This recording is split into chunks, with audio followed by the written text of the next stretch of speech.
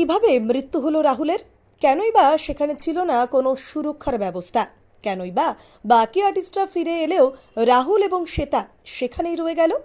কেনই বা মিলছে না পোস্টমর্টেম রিপোর্টের সঙ্গে পারিপার্শ্বিক মানুষজনের বক্তব্য? ঘটনার সময় আসলে কি এমন ঘটেছিল যার জন্য অকালেই ঝরে গেল এমন একটি তরতাজা প্রাণ?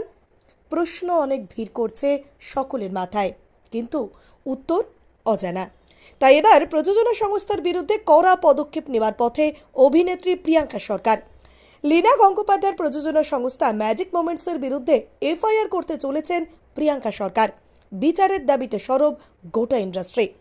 চলছিল স্টার জলসার ভোলে বাবা পার করেগা সিরিয়ালের হানিমুন দৃশ্যের শুটিং, আর সেখানেই ধারাবাহিকের বিভিন্ন অভিনেতা অভিনেত্রীদের সঙ্গে উপস্থিত ছিলেন রাহুল এবং শ্বেতাও।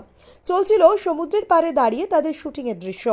শোনা গিয়েছে লাঞ্চের পর বাকি আর্টিস্টরা ফিরে গেলেও রাহুল এবং শ্বেতা সেখানেই ছিলেন।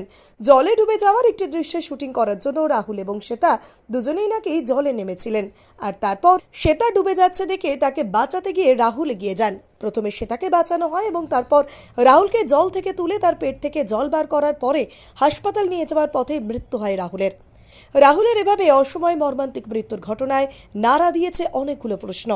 লীলা গঙ্গোপাধ্যায়ের প্রযোজনা সংস্থা ম্যাজিক মোমেন্টসের অধীনে হওয়া এই ধারাবাহিকের আউটডোর শুটের এই দিনের ঘটনার তথ্য এক একজন এক এক রকম দিচ্ছেন। লীনা গঙ্গোপাধ্যায় জানিয়েছেন সমুদ্রের কোনো দৃশ্য সেদিন শুট হওয়ার কথা ছিল না, কিন্তু বিভিন্ন ক্যামেরায় ধরা পড়েছে তারা সমুদ্রে গিয়ে শুটিং করছিলেন।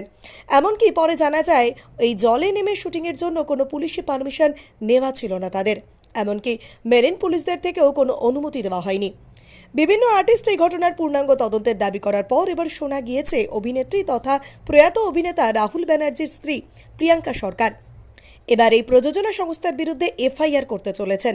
এমনকি আর্টিস্ট ফোরামের পক্ষ থেকে প্রযোজনা সংস্থাকে আইনি নোটিশ পাঠানো হতে পারে। সঠিক তথ্য না মিললে বন্ধ হতে পারে শুটিং।